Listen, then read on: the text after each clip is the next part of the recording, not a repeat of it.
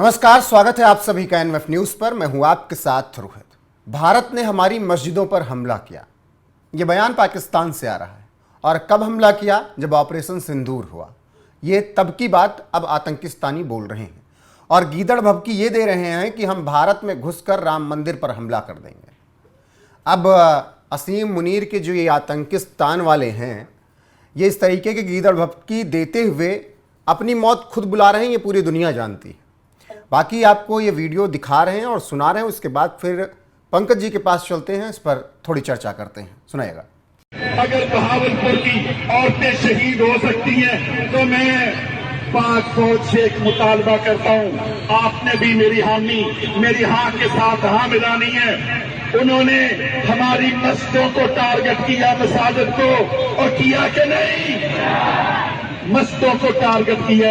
आप इसका जवाब हिंदुस्तान की छावनियों को टारगेट करके नहीं। मेरी राय है कि पाकिस्तान के हाफिज मुनीर साहब, आसिम मुनीर साहब, एक ऐलान करो जिस तरह उन्होंने मरकज तैयबा की मस्जिद को टारगेट किया है, तुम बाबरी मस्जिद की जगह बनने वाले राम मंदिर को तबाह करो, राम मंदिर को तबाह करो, इनके सोमनाथों को तबाह करो। और ये बात मैं बेबुनियाद नहीं कह रहा कि राम मंदिर को क्यों तबाह करो। इनके हर मंदिर के अंदर शिवसेना के गुंडे हैं, इनके हर मंदिर के अंदर बजरंग दल के गुमाश्ते हैं, इनके हर मंदिर के अंदर आरएसएस के बदमाश हैं, जो किंजल की ट्रेनिंग लेने वाले, खंजर की ट्रेनिंग लेने वाले, खंजर की ट्रेनिंग लेने वाले और पेट्रोल बम बनाना सिखाने वाले, मुसलमानों को कत्ल की तरकीबें बनाने वाले। अल्लाह की कसम, तुम हिंदुस्तान के पंकज जी, पूरे वीडियो को सुनने के बाद, देखने के बाद आपकी पहली प्रतिक्रिया? मैं तो डे वन से बोल रहा हूं कि हमने पाकिस्तान या टेरर कैंप के खिलाफ, आतंक के खिलाफ लड़ाई लड़ी है, लेकिन पाकिस्तान में लोग ये कह रहे हैं कि ये जिहाद है। और वो क्यों ऐसा बोल रहे हैं मैं आपको बताता हूं। ऑपरेशन सिंदूर के दौरान पाकिस्तान ने अटैक किस पे किया? चर्च पे। उन्होंने अटैक किस पे किया? गुरुद्वारों पे। आपने उनके स्ट्रेटजी नहीं समझी डे वन से? अजीत सिंह और उनके भाई जो मारे गए हैं गुरुद्वारे में, वो रागी थे गुरुद्वारे के, वो जो शहीद हुए हैं, वो गुरुद्वारे पर अटैक था।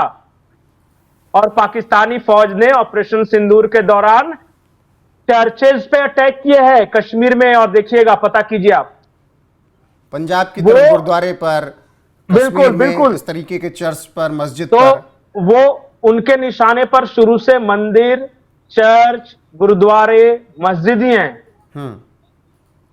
और श्रीनगर के वो मुसलमान भाई आज जवाब दें कि जब पाकिस्तान ने मिसाइलें दागी तो कहां दागी थी? या तो आपके घरों, आपके खेतों में, या आपके मस्जिदों में। नुकसान किसका हुआ? वही पाकिस्तान कहता है ना कि हम इस्लाम के लिए लड़ रहे हैं। एक जाहिल किसी के लिए नहीं लड़ता, वो सिर्फ अपनी जाहिलियत दिखाता है, और वही दिखा रहा है इस वीडियो में। ये कह रहे हैं कि हमारे मस्जिदों पे अटैक किया। वो मस्जिद था, मुदरिके में मस्जिद था वो। तो पिछली बार जब बालाकोट हुआ था तो गए तो थे इंटरनेशनल पत्रकारों को दिखाने, इस बार क्यों नहीं दिखाने लगे?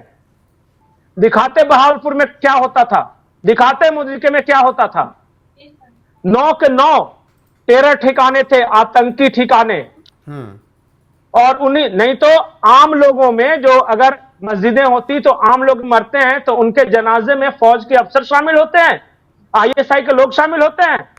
और आम लोग जब मरते हैं तो क्या देश का झंडा लपेटा जाता है? पाकिस्तान का झंडा लपेटा हुआ हमने कॉफिन्स देखे हैं वहां पे। अरे पाकिस्तान के अधिकारी वहां पर नजर आए आपको? कौन थे वो स्पेशल वीआईपी जो मरे थे? वो जैसे मोहम्मद, लश्कर ₹1 करोड़ देने का ऐलान किया उन आतंकी के मारे जाने क्यों? क्यों? कौन मरा? नाम बताएं, लिस्ट बताएं। क्यों छुपा रहे हैं?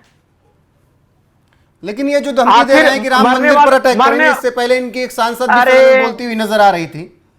अरे वो देखिए, पाकिस्तानी फौज का जो फौजी अफसर होता है वो स्टेज पर, और वहां का जो मीडिया होता है अपने स्टूडियो में, और जो वहां के जो पार्लियामेंट जो नेता होते हैं वो पार्लियामेंट में, इनका रोज का काम है कि हम भारत को इंशाल्लाह नेस्तनाबूद कर देंगे, नेस्तनाबूद कर देंगे। अरे मियां, पहले 3 दिन का खाने का इंतजाम कर लो तुम, और उसके बाद नेस्तनाबूद करते रहना जिसको होना। रोज मारे जा रहे गाजर मूली की तरह बलूचिस्तान में, खैबर पख्तूनख्वा में, वहां तो नेस्तनाबूद किया नहीं।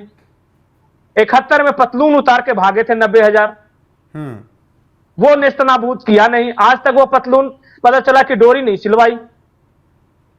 और बोलने में क्या जाता है, भगवान ने चमड़े का मुंह दिया, कुछ भी बोल सकता है वो।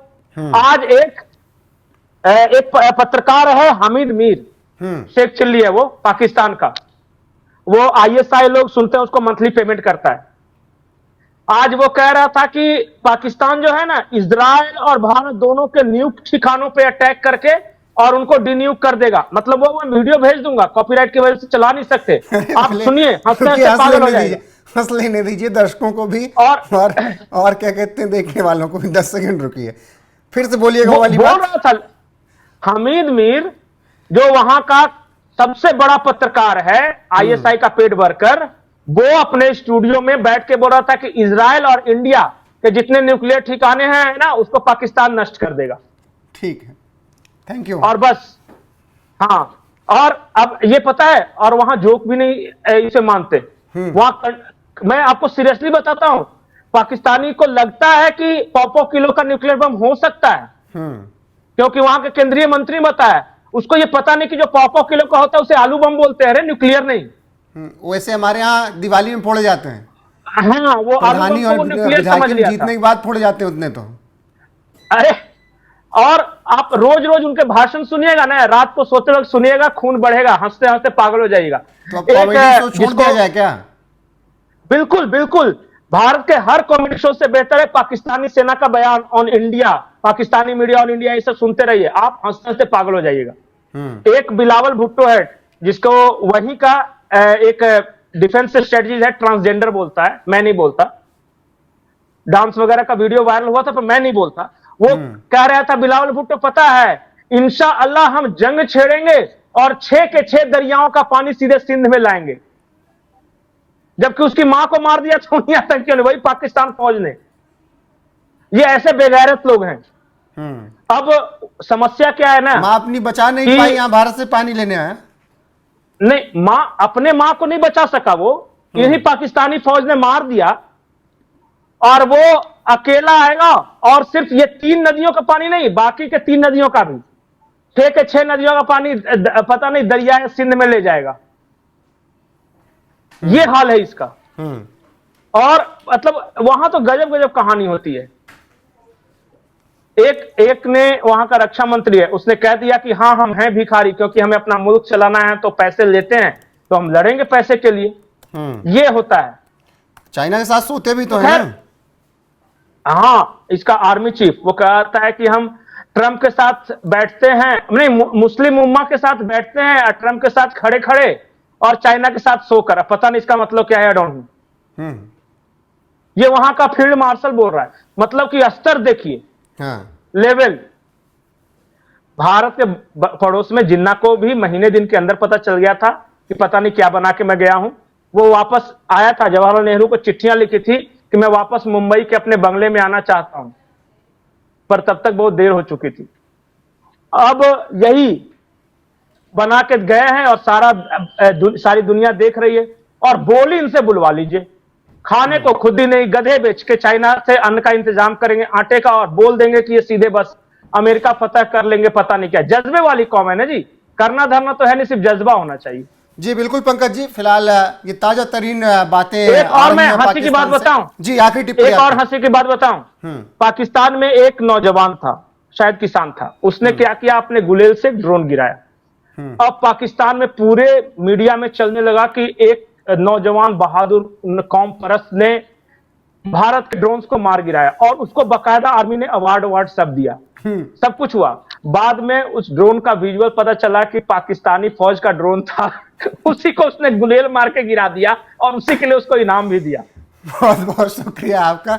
आज के लिए बस इतना ही। दर्शकों का भी इंटरटेनमेंट हो गया होगा ये अच्छे अच्छे जोक्स सुनकर जो पाकिस्तान से आए हैं। बाकी दर्शकों की और क्या राय है कमेंट में जरूर बताएगा। बने रहेगा हमारे साथ। देश और दुनिया की तमाम खबरें आपको एनएफ न्यूज़ पर मिलती रहेंगी लगातार। नमस्कार।